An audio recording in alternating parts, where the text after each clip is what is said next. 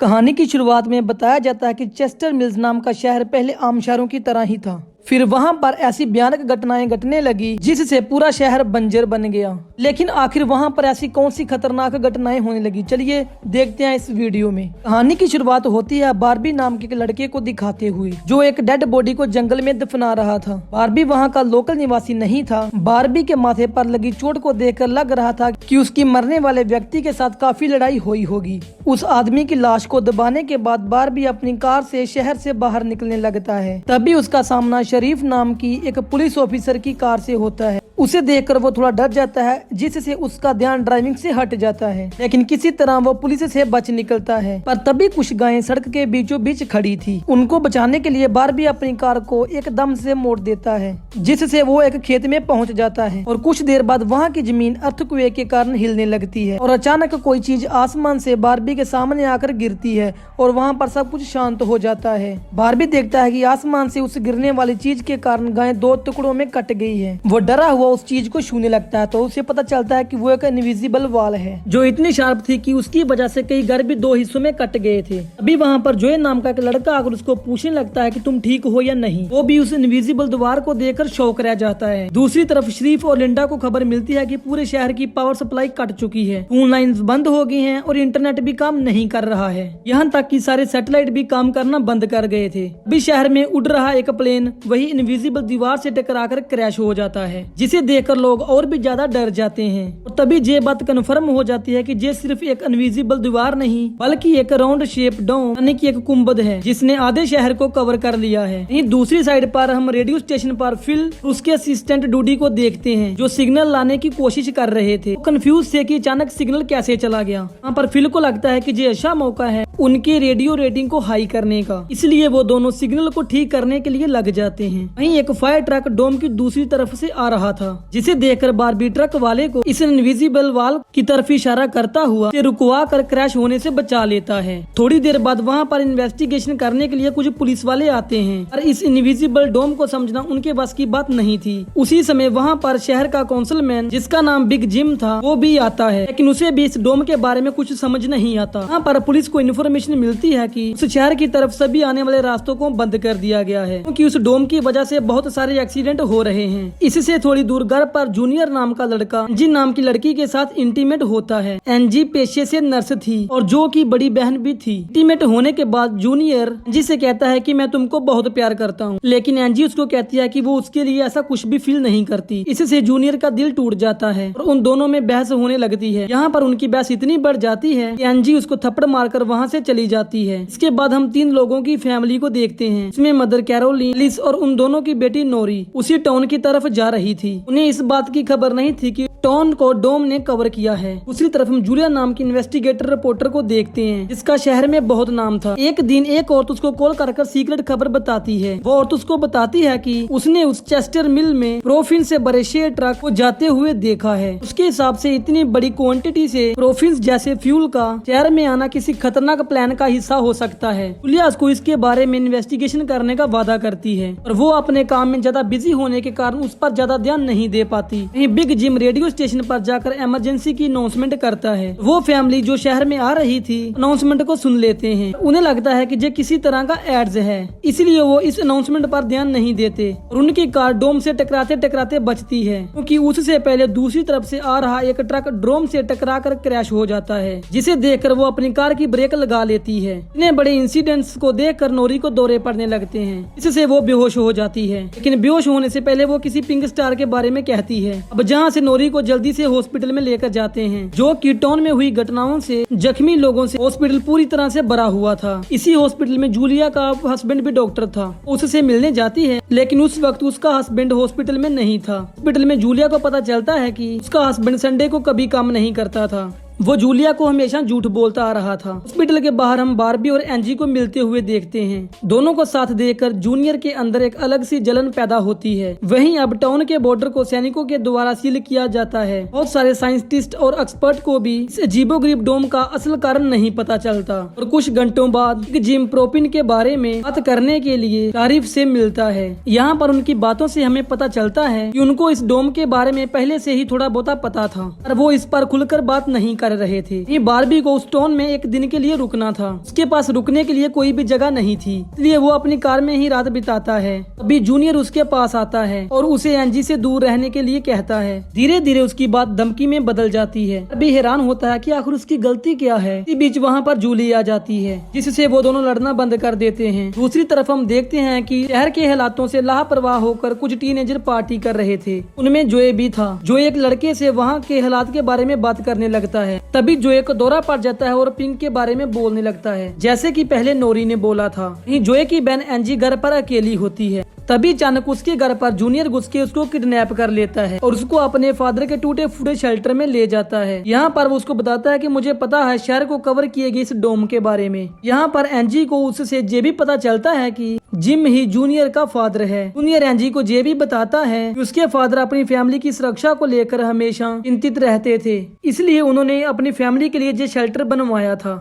वहीं दूसरी side Julia Barbie को अपने घर में ठहरने के लिए लाती है। तभी अचानक उसकी नजर एक फोटो पर पड़ती है। उसे रियलाइज होता है कि ये वही आदमी है जिसको मैंने सुबह मारा है। दूसरी तरफ लिंडा और शेरिफ सभी व्हीकल पर नजर रख रहे थे ताकि कोई भी इस डोम से ना टकरा जाए। अचानक शरीफ को अटैक आ जाता है, वो वहीं पर ही मर जाता है। यहाँ पर हमें सुबह की घटना फ्लैशबैक में दिखाई जाती है। हाँ, बारबी टाउन में जूलिया के हस्बैंड जो डॉक्टर थे उसको मिलने आया था। वो उनसे कुछ पेमेंट की बात करता है और डॉक्टर उसको पेमेंट देने से इनकार कर देता है, जिस वजह से उन दोनों में फाइट हो जाती है और एक्सीडेंटली बारबी उसको गोली मार देता है। बारबी जानता है कि भले ही उसने उसको गलती के लिए मारा है, उसको इसकी सजा जरूर मिलेगी। बचने के लिए उसने उसकी बॉडी को जंगल में दफना दिया। वहीं प्रेजेंट में सुबह उठकर बारबी देखता है कि उसकी गले की चेन गायब है। जूलिया से इसके बारे में पूछता है। जूलिया उसको कहती है कि वो उसकी चेन को ढूंढकर उसको दे देगी। भी बारबी को याद आता है कि वो चेन उस कैबिन में ही गिर गया था, हाँ उसने उसके पति को मारा था। उधर जोए अपने फ्रेंड बेन के साथ था, जिसने पिछली रात उसकी मदद की थी। बेन जोए से पिंक स्टार के बारे में पूछता है, जो उसने रात को दौरा पड़ते वक्त कहा था। जोए को उसके बारे में कुछ भी याद नहीं आ रहा था। ये रेडियो स्टेशन में डोडी की स्पेशल डिवाइस की मदद से टॉम के बाहर वाले लोगों से कांटेक्ट करने में सक्सेसफुल हो जाती है। सोल्जर को आपस में बात करते हुए सुन सकती थी, पर वो उनसे कुछ भी नहीं कहती। वहाँ पर सोल्जर भी कंफ्यूज थे कि आखिर ये इनविजिबल वॉल क्या है। दूसरी तरफ बिग जिम रेस्टोरेंट में बैठा ब्रेकफास्ट कर रहा होता है। लिंडा वहाँ आकर उसको शारिफ के मरने की खबर सुनाती है, जिससे वो तुरंत डेड बॉडी को दफनाने वाले के पास जाते हैं, जिसका नाम लेस्टर था। उधर एंजी शेल्टर में हेल्प के लिए बहुत चलाती है, वहाँ पर उसकी हेल्प करने के लिए कोई भी नहीं आता। और तभी वहाँ पर जोए आ जाता है और उसको चेन के जरिए बेड से बांध देता है। बिग जिम लेसनर को अपने साथ लेकर आता है, कि शारिफ का ही दोस्त था। शरीफ की मौत से वो बहुत ही दुखी हो जाता है। अब लिंडा उनके आसपास नहीं होती। अब वो और बिग जिम पिछले महीने होने वाले प्रोफिन के बारे में बात करते हैं कि प्रोपिन के इंपोर्ट में तीनों का ही हाथ था। उन्होंने टाउन वालों से ये बात छुपाई थी। शरीफ की मौत से ये कन्फर्म हो गया था वो इनकी इन्वॉल्वमेंट के बारे में किसी को कुछ नहीं बता पाएगा। के लिए एक अच्छी खबर भी थी। उसी दिन बाद में लिंडा पुलिस स्टेशन आती है, देखती है कि जिम शरीफ के ऑफिस में कुछ ढूंढ रहा है। लिंडा के पूछने पर वो उसको बताता है कि वो शरीफ के वसीयत के पेपर ढूंढ रहा है, लेकिन असल में वो प्रोपिन से जुड़े पेपर्स को ढूंढने आया था जो उसे और लेसनर को परेशानी में डाल सकते थे। तुरंत बाहर आकर लेसनर को बताता है कि लगता है कि वो पेपर शरीफ के घर में होंगे, जिन्हें बुलाने के लिए वो लेसनर को तुरंत उसके घर भेजता है। इसी बीच जूलिया जल्दी से रेडियो स्टेशन पर डोडी के पास जाती है, जहाँ वो देखती है कि वो लोग डिवाइस के जरिए डोम से बाहर खड़े सैनिकों की बात सुन सकते हैं। उनकी बात सुनने पर जूलिया को पता चलता है कि वो लोग जमीन खोदकर डोम को बाहर निकालने की कोशिश कर रहे हैं, वो इस काम में कामयाब नहीं हो पा रहे हैं। इसके बाद जूलिया रेडियो के जरिए टाउन में डोम वाली खबर फैला देती है, इससे लोगों में डर पैदा हो जाता है। जोए और बेन बॉर्डर के पास अपना काम करते हुए देखते हैं, यानी ये देखते हैं कि डोम के ऊपर पानी का क्या असर होता है, और उनको कुछ ज्यादा समझ नहीं आ रहा था, इसलिए वो कुछ खास नतीजे पर नहीं पहुंच पाते। जोए देखता है कि ये डोम एक छल्ले की तरह है। वो उनको बताता है कि इस डोम से थोड़ा सा पानी बाहर आ सकता है। दूसरी तरफ बारबी अपनी चेन ढूंढने के लिए जूलिया के हस्बैंड के कैबिन में जाता है। वहाँ उसको उसका चेन मिल जाता है। वहीं जूनियर उसको वहाँ पर देख लेता है। जूनियर उसको कहता है कि क्या तुम एंजी के साथ सोए थे, और जहाँ पर बारबी को लगता है कि शायद उसने उसको चेन ढूंढने के वक्त देख लिया था, इसलिए वो जूनियर को बहुत बुरी तरह से पीटने लगता है। और दूसरे सीन में हम देखते हैं कि लेसनर शरीफ के घर में पहुंचकर प्रोपिन के पेपर को ढूंढने लगता है। तो कुछ टाइम बाद उसको वो पेपर भी मिल जाते हैं, तभी वो उनको जला भी देता है। जब वो वहाँ से जाने लगता है, उसका पैर लगने से पेपर की आग घर के पर्दों पर लग जाती है, जिससे आग की लपटें पूरे घर में ही फैल जाती है और पूरा घर जलने लगता है।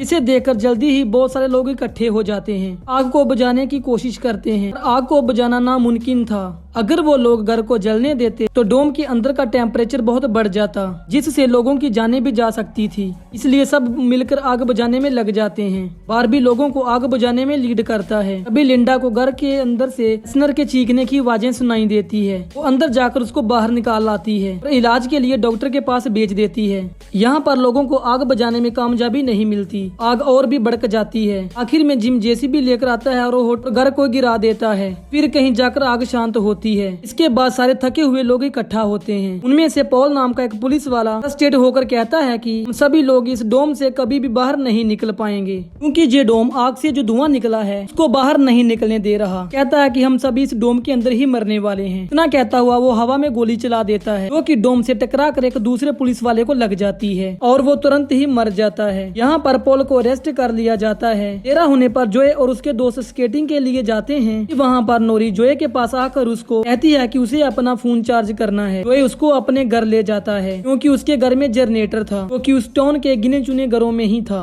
उधर लिंडा पॉल को जेल में लेकर आती है। वहाँ पर कुछ लोग पुलिस के घटिया सिस्टम का विरोध कर रहे होते हैं। जिम उन सबको ये कहकर शांत करता है कि जरूरत पड़ने पर उन सब की हेल्प की जाएगी। लॉकअप में बंद होने के बाद पॉल को हार्ट अटैक आ जाता है, जिससे लिंडा उसकी मदद करने के लिए जेल के अंदर जाती है। लेकिन तभी उसे पता चलता है कि पॉल सिर्फ एक्टिंग कर रहा था। इसी मौके का फायदा उठाकर पॉल उसको धकेल कर उसको लॉकअप में बंद करके वहाँ से भाग जाता है। इधर बंकर में जूनियर फिर से एनजी के पास जाता है। एनजी समझ चुकी थी कि अगर उसको यहाँ से निकलना है, उसको जूनियर को झूठे जाल में फंसाना पड़ेगा। इसलिए वो उसको अपने बचपन की यादें साझा करती है, जब वो दोनों एक बंद टनल में जाया करते थे, और कहती है कि हो सकता है डोम का टनल पर कोई असर नहीं हुआ होगा, तो वो लोग बाहर जा सकते हैं। और एनजी सोचती है कि वो उसके प्यार के जाल में फंस गया है, शायद वो उसको छोड़ दे, पर ऐसा कुछ भी नहीं होता। जूनियर अकेले ही उस टनल में जाने का प्लान बनाता है। वहीं जिम जब पुलिस स्टेशन में आता है तो पोल की जगह लिंडा को बंद देखता है। वो तुरंत उसको लॉकअप से बाहर निकालता है। उन्हें पता चलता है कि पोल अपने साथ एक राइफल और कुछ गोलियां लेकर गया है। लिंडा उसकी तलाश में जंगल की तरफ निकल जाती है, क्योंकि उसको पता था कि पोल शिकार करने के लिए जंगल की तरफ जाया करता था।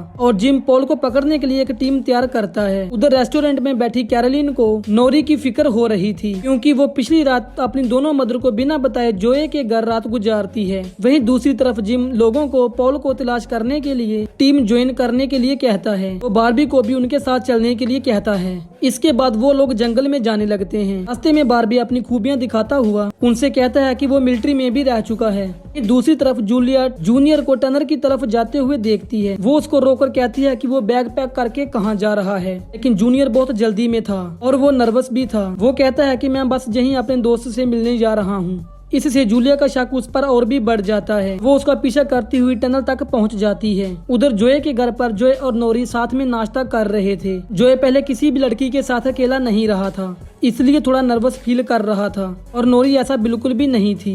तभी बेन दो और लड़कियों को अपने साथ लाकर घर आ जाता है, जिन्हें फोन चार्ज करना था। उन्हें इम्प्रेस करने के लिए बेन को जनरेटर यूज करना था, और जोए बेन को थोड़ी बेदिली से इजाजत दे देता है, क्योंकि उस टाउन में जनरेटर एक बहुत ही काम की चीज थी और इसलिए उसका मिस यूज करना उसको सही बिल्कुल भी नहीं लग रहा था। तो जंगल में पॉल को ढूंढ लिया जाता है। उसी टाइम पॉल एक लड़के की टांग में गोली मार देता है। दूसरा लड़का भी उसको संभालने के लिए वहीं पर ही रुक जाता है, बल्कि जिम और बारबी पोल के पीछे भागते हैं। दूसरी तरफ जूनियर टनल के आखिरी सिरे पर पहुंच जाता है। जहां पर पहुंचकर उसको पता चलता है कि डोम ने टनल को भी कवर किया हुआ है। वो दीवार के बिल्कुल करीब पहुंच जाते हैं, जिससे उसकी टॉर्च जलने लगती है। तभी जूलिया वहां आकर उसको वार्न करती है। जूलिया को देखकर जूनियर को बहुत गुस्सा आता है, क्योंकि वो उसका पीछा कर रही थी। इस बात से जूनियर पागलों की तरह उस वॉल को मुक्के मारने लगता है, जिससे जूलिया उसको रोकती है और दोनों बैठकर बात करने लगते हैं। जूलिया उसको बताती है कि अपने पास्ट में की गई एक गलती की वजह से वो जर्नलिस्ट की इस बेकार की जॉब में फंस गई है। उधर जोए का घर लोगों से भर जाता है, जो उसके जनरेटर को यूज करने के लिए आए थे। एक बदमाश लड़का लोगों को जनरेटर यूज करने के बदले में